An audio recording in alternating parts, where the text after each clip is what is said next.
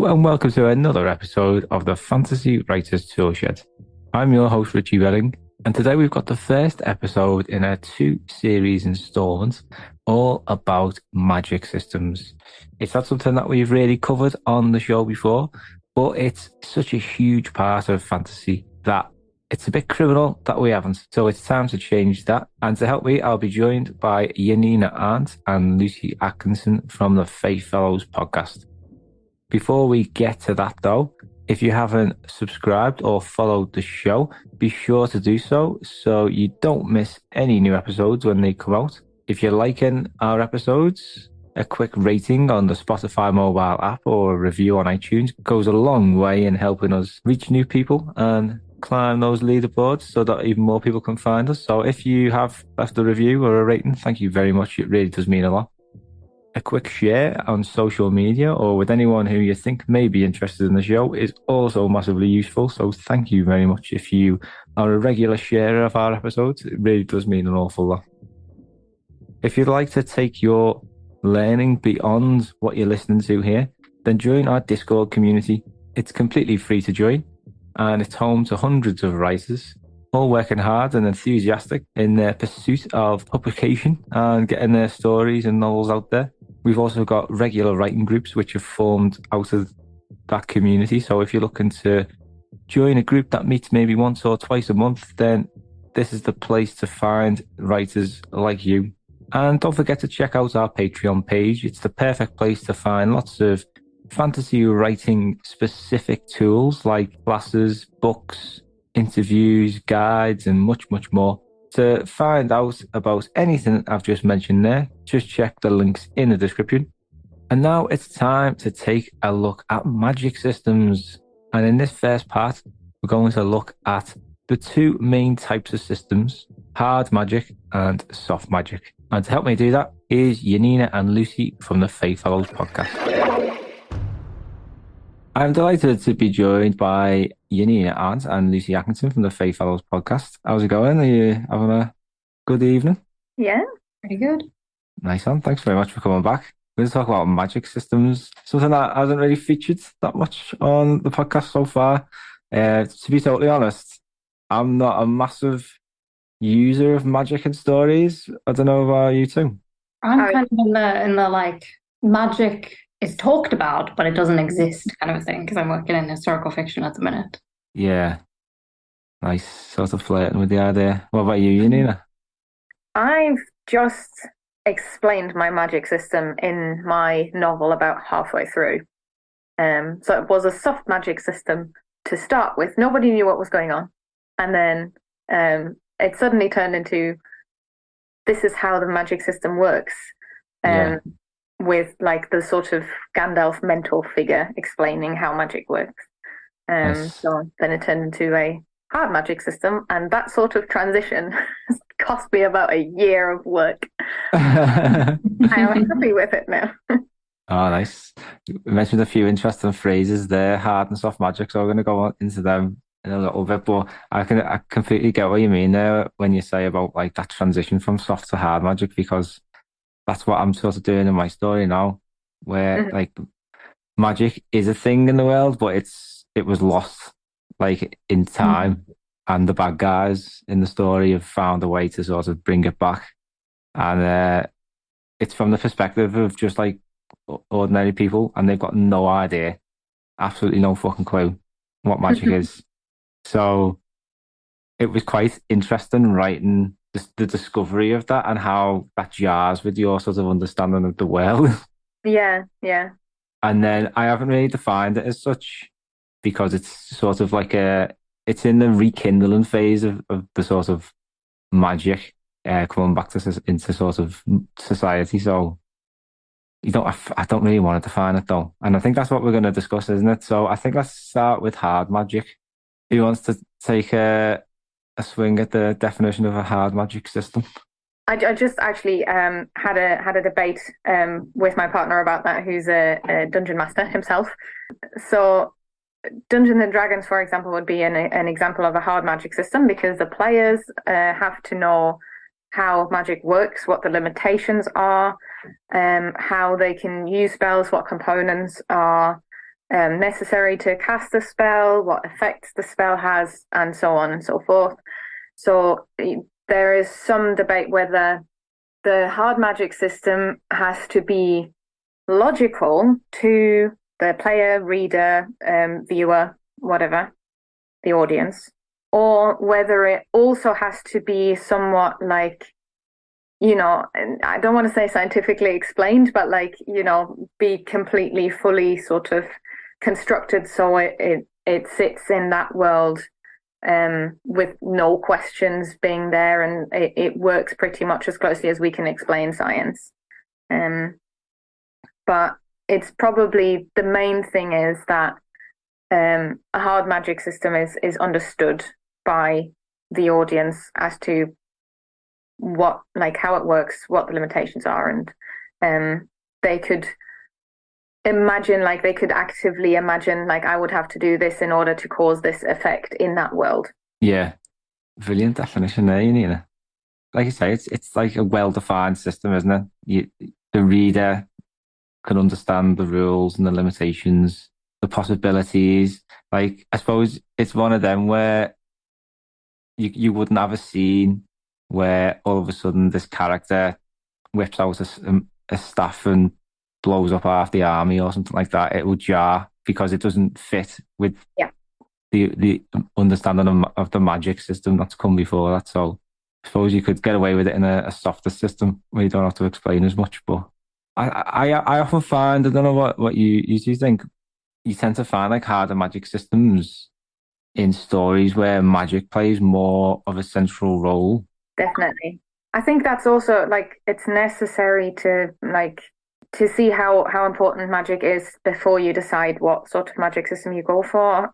Because if magic really isn't that important in your story, it's like a sci-fi info dump if you suddenly have a lengthy description of how magic works when it doesn't add anything to the plot. So I know there's this somewhat of a prejudice against soft magic systems, the writer didn't bother enough to flesh it out and make it make sense and all that. But I think it just depends what you need it for, basically. And I think while you're right, you if you've got a soft magic system and you've got a wizard who can just use a staff and suddenly decides the battle, that works because we don't know how it happened. But I feel actually you can get more payoff with a hard magic system if everything makes sense, and then you have a big gesture like that and it makes sense within the system. That is much more powerful. Yeah, definitely. Sense. What do you think, Lizzie? Doesn't Sanderson say something too when he laid out the soft and hard magic, that as well as being how well we understand the magic system, it's also kind of to do with who the magic system is being used by. So it makes sense to have a softer magic system if your protagonist is not using magic, because then they wouldn't understand how the magic worked to a certain degree. Mm-hmm. Whereas if your protagonist is casting spells and doesn't know how the spells are being cast, then it becomes a bigger thing. So we tend to see hard magic too in novels that have the main characters using magic. Yeah, that's a really great point, that. I suppose, like you say, if a character is a priest, then religion's obviously going to be a big part of their life. If they're a wizard or a witch, then magic's going to be a big part of their life. So it's just naturally going to take more of a central role. So I think that's a really great way to look at it. So if you're not sure about whether to go for a hard magic system or a soft magic system, it's looking at the characters, seeing what's important to them. So have you got any, you mentioned Brandon Sanderson, either of you read Mistborn? I'd say that's a bit of a hard magic system. I've I've started them, but there's a lot of books. So yeah. I'm getting through it. Yeah. What did you think of the burning metal superhuman ability magic system? I get along with Sanderson's system and way of explaining things quite well. But I don't have a lot of criticisms of it. I know that some people think it's a little bit cliche or too far, but I get on quite well with Sanderson's system. I think it's all quite well explained, and in a way that doesn't feel we're constantly getting exposition all the time. Yeah, Have you read it, Janina, Miss Paul? No, no, No. not got round to So that. if anyone else listening hasn't read it either, basically this magic system, it involves, I can't remember now if it's certain people have the ability to burn metals that they ingest. And these are quite rare and precious metals, and different ones, different types of metals can have different effects or give you different powers, as far as I can remember. Is that right, Lucy? Sounds right from what I can Sounds remember. about right, yeah. Something like that, yeah. So it's obviously limited because once the person's like burned the metal, then it's gone, and there are only so many bits of metal available in the world. So yeah, that's quite an interesting limitation on it. And I think they spin it, don't they? By I think in the thrust of Mistborn is that they find this new type of metal, which gives some super abilities, and that is quite rare. So that was an interesting addition to the magic system. Have either of you read The King Killer Chronicle by Patrick Rothfuss? No, but I did. It is on my list. I'd very much like to. I love Patrick Mm. Rothfuss. Seen a couple of his talks. Oh, nice. Have you read it, Yanina? Nope, but it is No. on my list also. On the list. Everyone's TBR. Yeah, I've read it a while ago now. But that had a really good hard magic system. I think it was based, as far as I can remember, on a person's understanding of the true names of things, and Oh they yeah, can a bit like use. Aragon, I suppose. Yeah, I think it Mhm. is like that. But like, I don't think I got. I think I only read the first book actually, so they didn't really get into the magic. But I understand it gets quite. The rules become a lot clearer as it goes on, and that's just as the character becomes more magically adept, I suppose, and he gets more experience and learns more about it. So that's a really natural way of expanding upon, like you're talking about that transition before. So going from like a soft magic system to like a hard magic system. Yeah, absolutely. Like using magic as a mystery, very much. Yeah, I that's what I liked as well about well, I mean, don't want to talk too much about Harry Potter these days, but like it does use like certain elements of magic as like you find out about them and about how they work later on in the book, and that explains things then. But it's part of the mystery and part of the like very much like a crime novel, the structure. Um, and then magic is used to explain how certain things went. And I quite like that way of like explaining magic through that because it intrigues the reader as well as not like info dumping. Yeah. Have you either of you read any books that any particularly favorite books that have used hard magic systems? Yeah, I mean I've started on after watching Shadow and Bone, I did start on the Grishaverse. A bit disappointed, like everyone. Oh, really? I've not read it. Yeah, well, so the thing is that the Netflix series is more of an ensemble cast, and they've adapted it. Yeah, they put a few different stories together, didn't they? I know Yeah, exactly. this They've was a adapted it for a gangster. lot older people Yeah. than the books originally were, and the books are a bit of a teenage romance, and that Oh, yeah. not my first go-to at the minute. But that uses arguably a hard magic system because there are different kinds of like it's elemental magic. I think that's another kind of magic that's important to mention. Obviously, when when you stumble upon magic, hard and soft doesn't have to be the only distinction. You've obviously got elemental magic, you've got spells, and there's rituals, and all sorts. And that is sort of based upon like an innate ability of the magic user to manipulate a certain element around them, Yeah. like physically, basically. Like they can rearrange the molecules in the air to cause wind.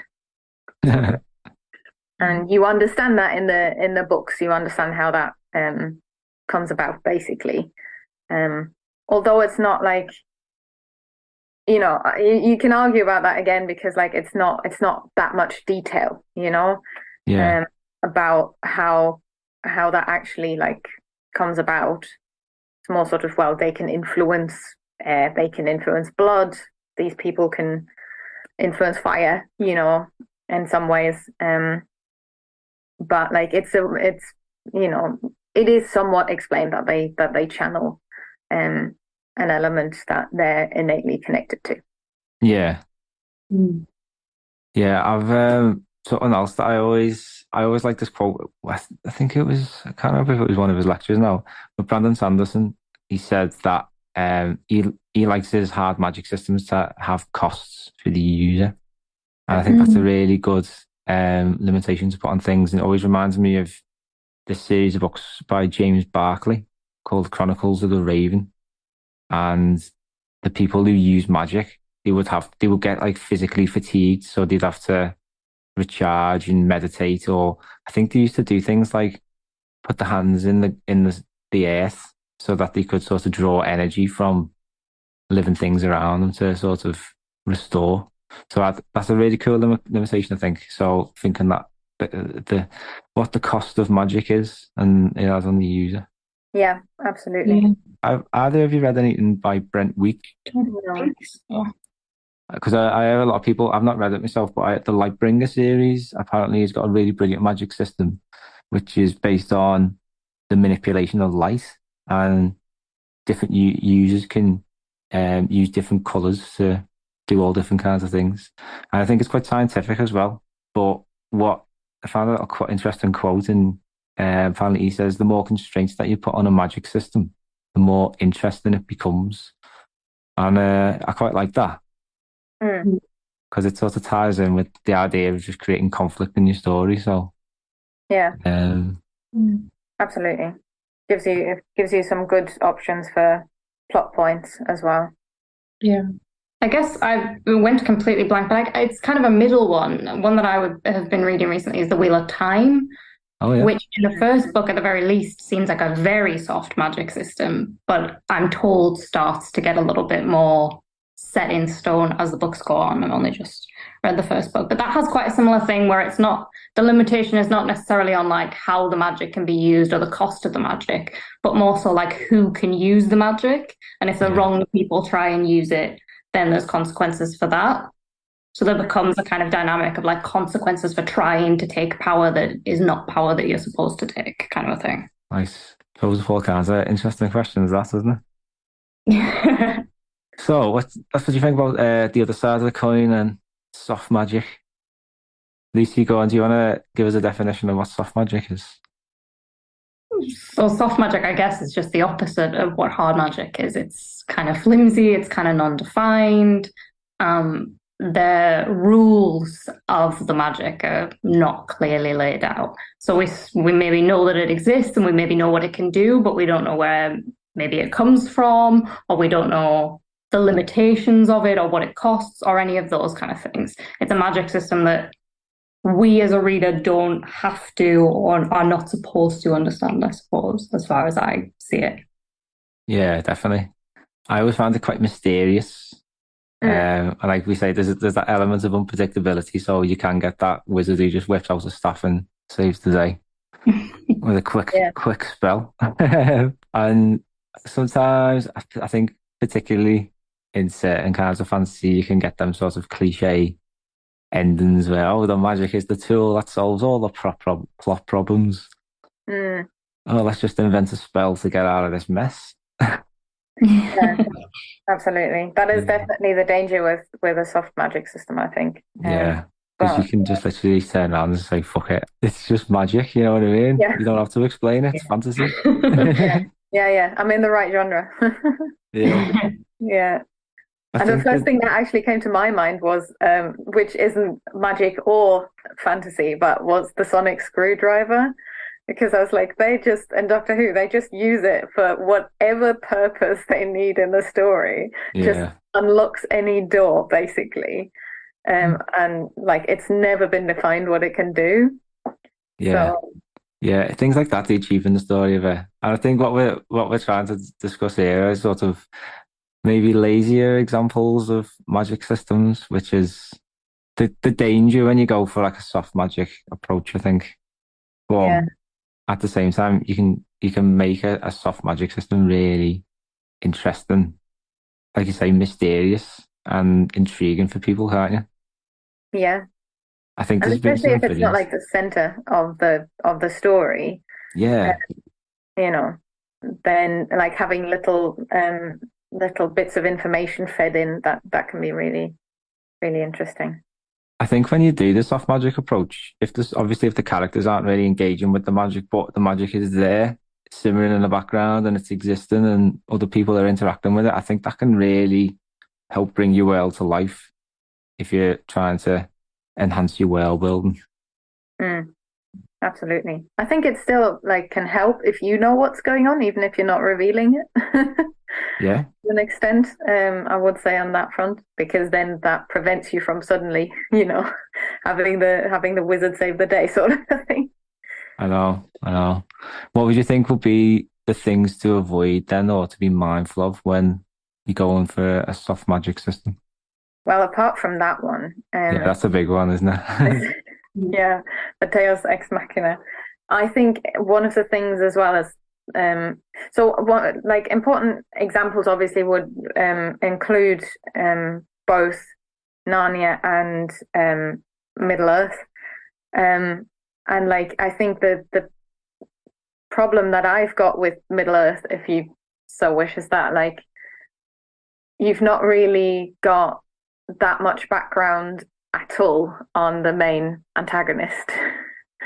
Yeah, So and like if the you sort of get a glimpse of the powers of the ring to an extent, but like you don't really, for example, it's never really explained how the ring would give like power to Sauron. yeah, that's That's true though. invisible, you All you know? see him at the start is just like swinging his mace Yeah, and about a dozen fellas flying up into the air. So is it like a super strength ring? yeah, yeah, exactly. And I think that's like it is somewhat used conveniently for story purposes, like, oh well, now Frodo's corrupted. Now, you know, Gollum is corrupted, or Boromir. It's like, but like we don't really know why it or like how it really corrupts them, and that I think I would have found that personally, I would have found that very interesting how it does that, and then why it would have had a different effect on Sauron, as in giving him power rather than because all we can see it doing is taking power away from people, is people being consumed by it, really. Yeah, I always So yeah, always understood it as the ring containing Sauron's soul or something along them lines, and he needed to reclaim it to come back to Earth, or I don't know. yeah. Like you say, it's never really I don't explained. know. I Yeah, just assumed that. I don't know where I got that from. I think that's the thing, though. When your reader can make assumptions that make sense to them, it's fine.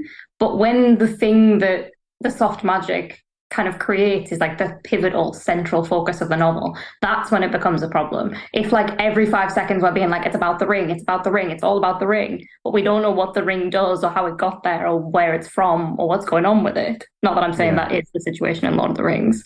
That's when it becomes a problem and you're like, I don't even how do you expect me as a reader to care about this when I don't know anything about it? That's when yeah, it becomes a problem, I think. yeah. yeah. Definitely, definitely.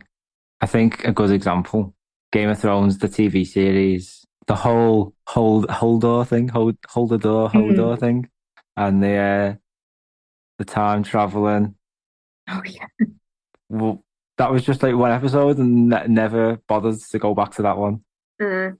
So that for me was like, this is a frustrating soft magic approach.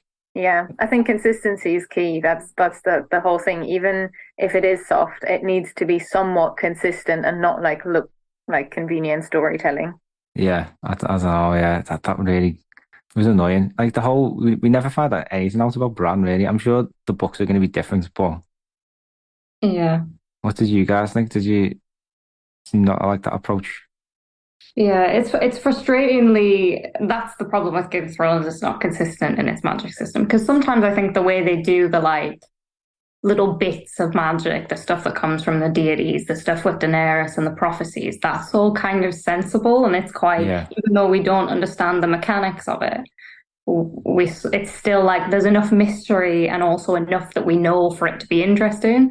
But with the stuff with the time travel and that kind of stuff, it's like, where are we going here?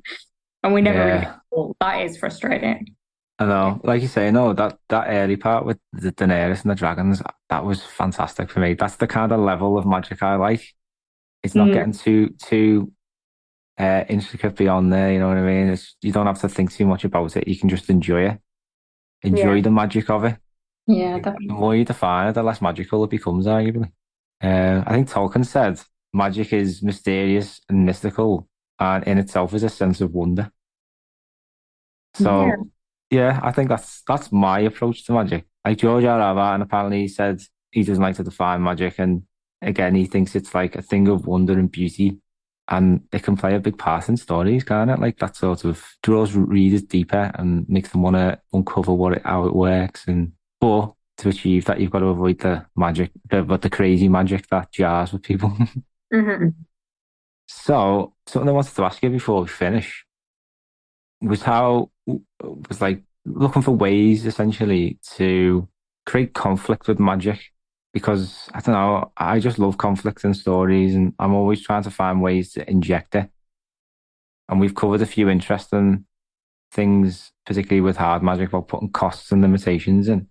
But I was just wondering what your thoughts were on like the effects of like magic on wider society. So like how would, say, non-magic users view magic and their interactions with magic users? What do you think about that? There's a really interesting dynamic to set up there, isn't there? Because magic, on the one hand, makes everything so much easier. So it sets up that dichotomy of like the people who have it and the people who don't, and that can become that kind of like in thing. Maybe harbor jealousy or fear out of those things that like other people can't do. But I think that the other limitation of it too is like there's an emotional cost to that. If you can get everything you want with a click of your fingers, do you eventually realize I don't actually want that? That's not what I want. It's too easy, because sometimes the working for something is the benefit.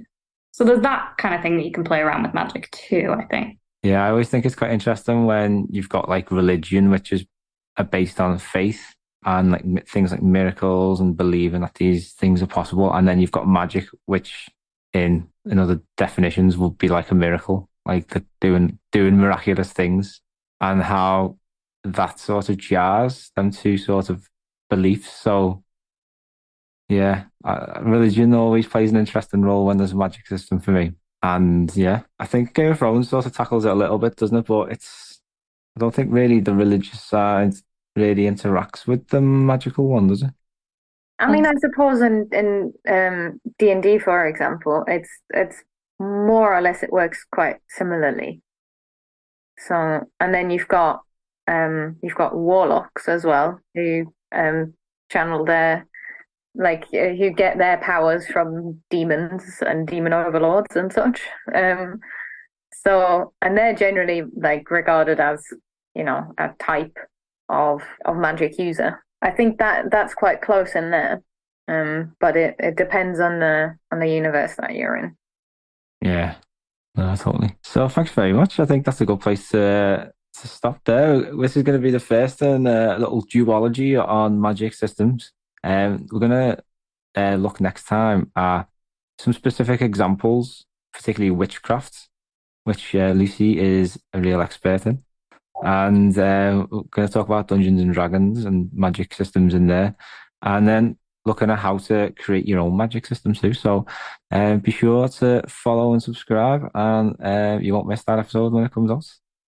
All right, thanks very much, Lucy and Janina. Anyway, so tell us how we can find out more about you and the Fey Fellows podcast.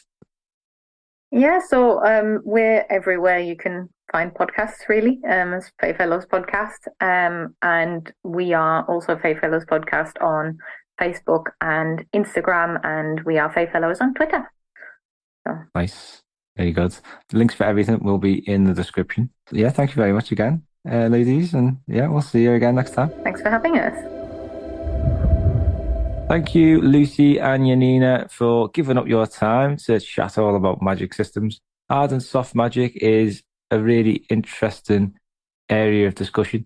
By looking at this aspect of the topic, you gain a real insight into the variety of magic systems that you can produce. And it's important to remember that hard magic and soft magic are just two ends of the spectrum. You've got all that space in between to have fun with and experiment. And it's there that you can find your truly unique and original ideas.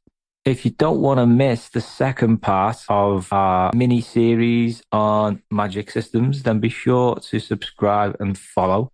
The next episode is out later this month, and in it we'll be talking all about creating your own systems. So lots more practical advice to come there. If you enjoyed today's episode, please give us a quick rating on the Spotify mobile app or a quick review on iTunes. A share on social media or with anyone who you think may be interested goes a long way too. So thank you very much if you do that. And if you'd like to join our writing community to discuss your new magic systems, maybe click the link in the description to join our Discord server. We have hundreds of people and lots of individual weekly and bi-weekly writing groups that have all formed. Lots of people getting lots of great help. So if you want to get involved with other writers to help take your writing to that next level, then click on the link in the description to join our community. And don't forget to check out our Patreon page if you're looking to get access to writing classes and communities and interviews and guides that you can't find anywhere else. That's the place to take a look. And again, the link for that is in the description. And that is about all for today. Thank you very much for listening. Like I said, we'll be back in a couple of weeks with another episode on magic systems. And until then, keep on scribbling.